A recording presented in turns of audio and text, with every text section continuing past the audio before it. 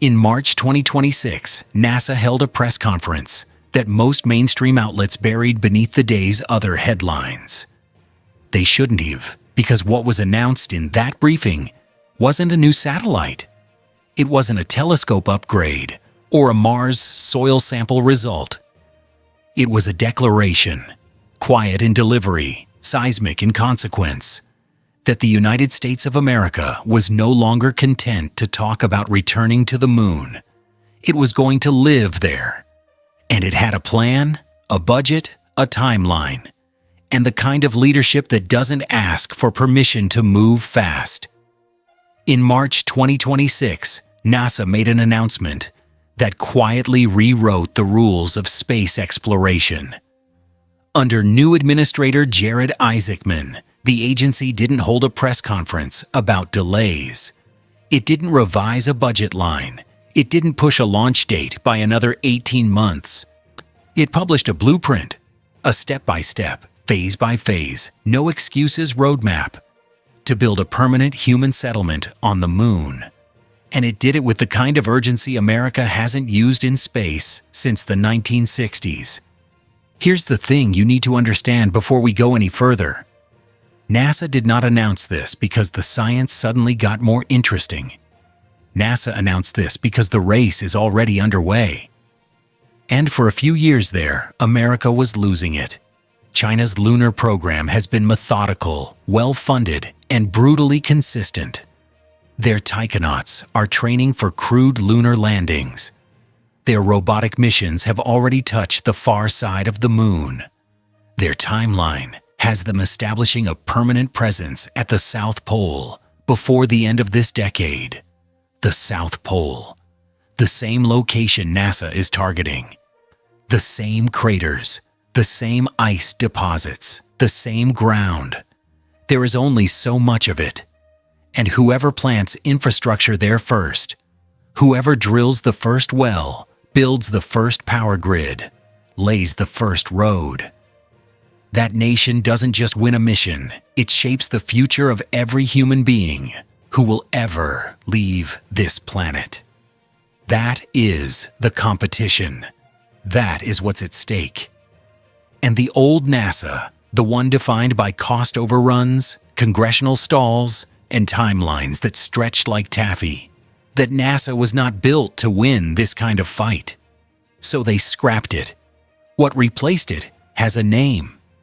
Internally, NASA is calling this new chapter the ignition era, a deliberate, almost confrontational declaration that the agency is no longer in planning mode. It is in execution mode. Every phase has a deadline. Every deadline has a consequence. And every mission from this point forward is a brick in a foundation that doesn't stop until there are human beings living permanently on another world. Flags and footprints are over. This is colonization. Now, to understand where we're going, you have to understand the single most important decision NASA made at the very start of this new era. They changed Artemis 3. Here's what that means. For years, Artemis 3 was the crown jewel, the mission that was going to land the first woman and first person of color on the lunar surface. It was the flagship, the symbol, the headline. But when the new leadership team sat down and looked at the actual engineering reality, what they found was a mission with far too many untested systems stacked on top of each other. The Starship human landing system had never performed a crewed lunar descent. The new EVA suits, the suits astronauts would actually wear on the surface, had never been tested in zero gravity. You had new hardware, new procedures, and new profiles, all converging on a single mission with 4 human lives depending on every one of them working perfectly, simultaneously on the moon. That is not bravery. That is the kind of risk that ends programs and careers and sometimes lives. So they pulled back and they did something that actually required more courage than pressing forward. They turned Artemis 3 into a dress rehearsal. In 2027, the full Artemis 3 stack, the SLS rocket, the Orion capsule, the Starship lander, will launch and execute every single phase of a lunar landing mission, except the landing itself. The crew will ride to low Earth orbit. They will rendezvous with the lander. They will suit up. They will run the EVA protocols. They will stress test every system in the actual environment of space, not a simulation chamber in Houston, not a vacuum tank in Ohio. If something breaks, they fix it before anyone is over the moon with no way home. This is not a delay. This is the move that makes everything else possible. And everything else is about to move very fast. Because while the Artemis 3 profile was being redesigned, NASA was also having a different kind of conversation. One with SpaceX and Blue Origin. Those two companies hold the most valuable contracts in the history of commercial space. SpaceX with Starship, Blue Origin with Blue Moon. Both were awarded lunar lander development contracts. Both had timelines. And both received a message from the new administration that was, in essence, very simple. The contract doesn't matter. The lander does. The first company to finish wins the mission. That kind of pressure changes how a company operates. It changes what gets prioritized in an engineering meeting. It changes what gets funded at midnight on a Friday. The corporate space race that was already simmering in the background is now part of the official architecture of America's return to the moon. And the schedule that follows that decision is breathtaking. Artemis 4, early 2028. America lands on the lunar South Pole, not a flyby, not an orbital mission. Boots on the surface, 2 astronauts, real geology, real samples, and real-time streaming footage beamed back to Earth through a new network of lunar relay satellites, capable of 500 megabits per second throughput. The world will watch in a quality that the Apollo generation could never have imagined. But NASA isn't stopping to celebrate. Artemis 5, months later, not years, months. The same launch tempo the Apollo program hit at its absolute peak, a 120-day turnaround between missions.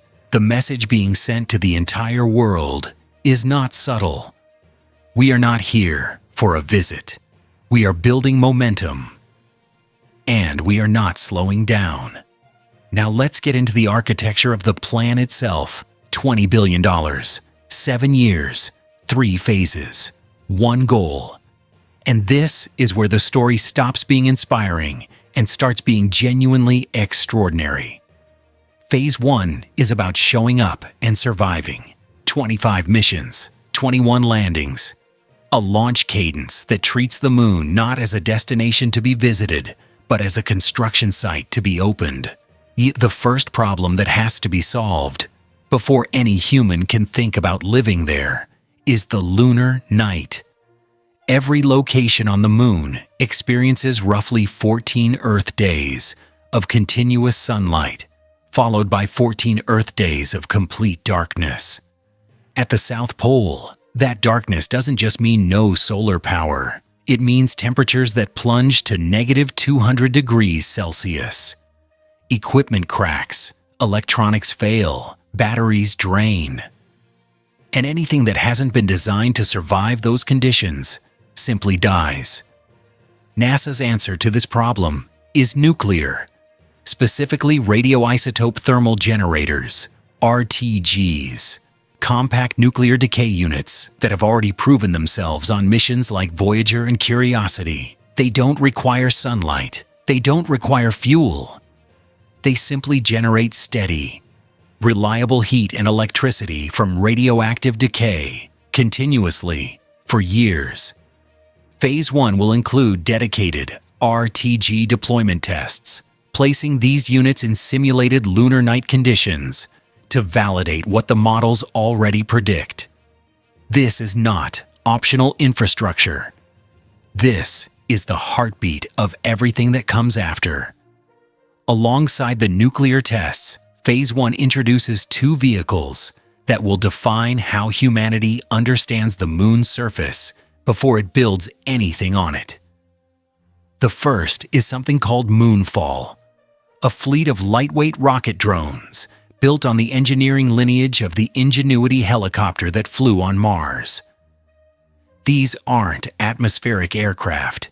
They use short, controlled rocket bursts to hop across the lunar surface, traversing terrain that wheeled rovers can't reach, flying over craters, scouting ridgelines, and delivering small payloads to precise locations. Think of them as the advanced scouts, the ones who map the ground before the architects arrive. The second is Viper, the Volatiles, investigating polar exploration rover. Its mission is singular and essential. Find the ice. The South Pole's permanently shadowed craters are believed to hold billions of tons of frozen water, deposited there by comets and asteroids over billions of years. VIPER will drill, sample, and map those deposits with a precision that no orbital observation can match. Because water on the moon isn't just water, it is oxygen, it is hydrogen, it is rocket fuel, it is the resource that transforms the moon from a destination into a home. And while all of this is happening on the surface, a parallel investment is being made in the sky above it. New lunar communication satellites will create a network that provides near-continuous coverage of the South Pole, high bandwidth, low latency, live. Every rover, every drone, every habitat unit, every astronaut will be connected. And the public will be connected too. 500 megabits per second, live streamed. High definition. For the first time in history, the world won't just hear about what's happening on the moon. It will watch it in real time. From the surface, that is a choice. A deliberate, strategic choice to make the moon feel immediate, to make it feel ours. If Phase 1 is about survival, Phase 2 is about building. 27 launches, 24 landings, and a shift in the type of hardware being sent. From exploration vehicles to construction equipment, the moon's South Pole has ice. It has open terrain. What it lacks is everything else. There is no grid, no road, no shelter, no power. Phase 2's entire purpose is to create those things from scratch on another world without ever sending a human to do the heavy lifting. The first machines to arrive are autonomous excavators, heavy robotic units that can move regolith, level terrain, and prepare landing pads without a human operator. No joystick in Houston, no latency lag, no waiting for instructions. These machines will use onboard AI to interpret their environment and make independent decisions about how to work. They will be the construction crew that arrives before the crew. Power comes next. Phase 1 used RTGs for survival. Phase 2 deploys infrastructure-grade energy. That means two things: massive deployable solar arrays, unfolded across the sunlit ridges of the South Pole's elevated terrain, and nuclear fission reactors, not decay units, fission. The same fundamental process that powers cities on Earth, miniaturized, hardened for space, and planted in lunar soil to generate tens of kilowatts of continuous power. With that power, the machines can run continuously. The communications network can expand. The ISRU systems, the water extraction and processing units, can operate at scale. The South Pole stops being a wilderness. It starts being a worksite, and then arrives possibly the most remarkable vehicle in this entire roadmap. Developed through a formal partnership between NASA, the Japan Aerospace Exploration Agency, and Toyota, the pressurized mobile habitat is exactly what the name sounds like: a fully enclosed, life support capable, pressurized vehicle that two astronauts can live and work inside without suits for extended periods. It weighs 15,000 kilograms. It has an operational lifespan of 10 years. It carries its own power system, its own water recycling, its own science laboratory. It is, in the most literal sense, an apartment on wheels. And its purpose is to extend the range of human exploration far beyond what any spacesuit and rover combination could manage.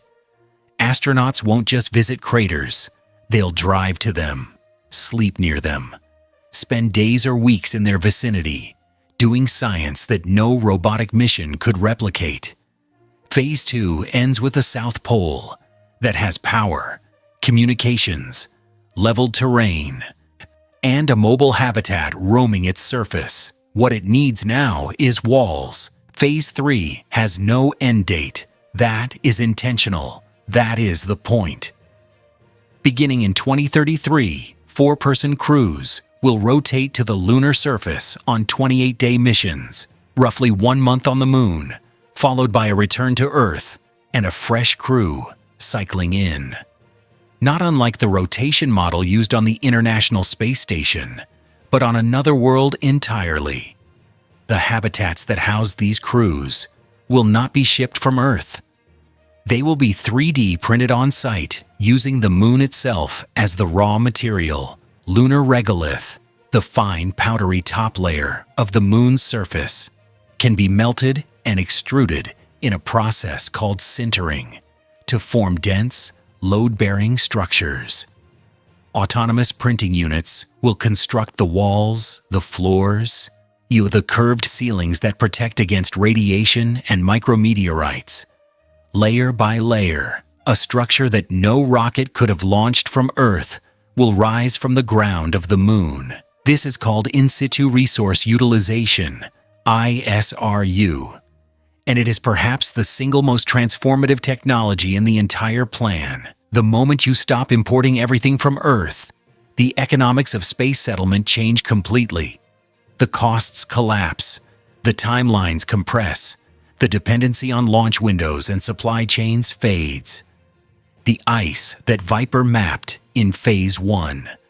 The extraction systems deployed in Phase 2. By Phase 3, those systems will be producing water at scale. And that water will be doing two things simultaneously. It will be split into hydrogen and oxygen, the two most basic constituents of rocket propellant, creating a fuel production capability on the moon itself. Missions that arrive at the South Pole will be able to refuel before their return journey. The moon stops being a dead end and starts being a waypoint. And that oxygen won't only go into fuel tanks. It will go into the habitat's life support system. The astronauts on the moon will, in a real and measurable sense, be breathing air made from lunar water. That is not a metaphor.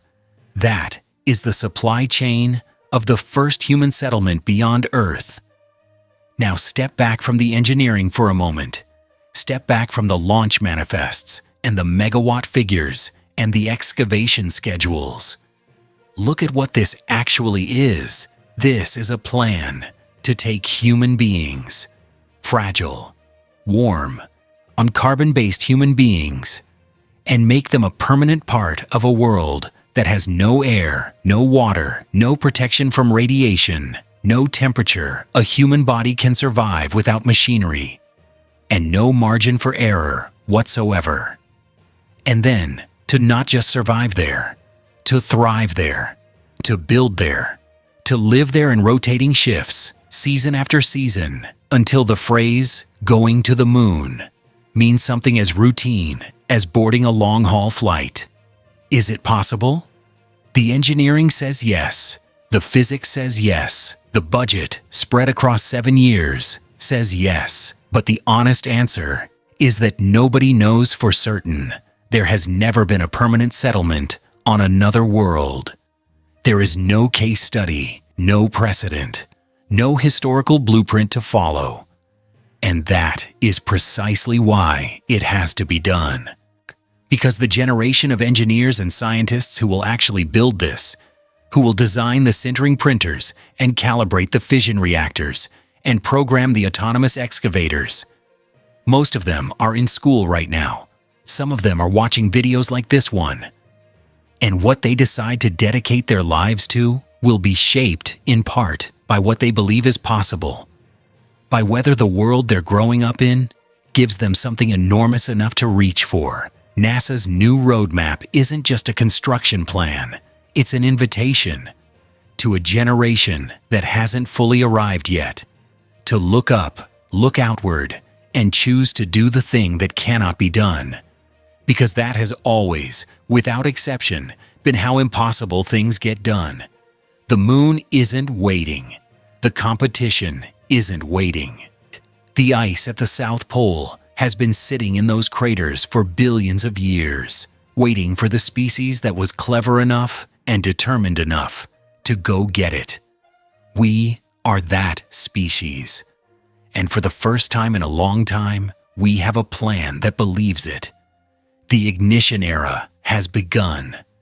And if you want to see where this story goes beyond Phase 3, what the fully completed lunar city actually looks like when the excavators stop and the lights come on, click the box on your screen right now, because what comes next will change the way you think about the future forever.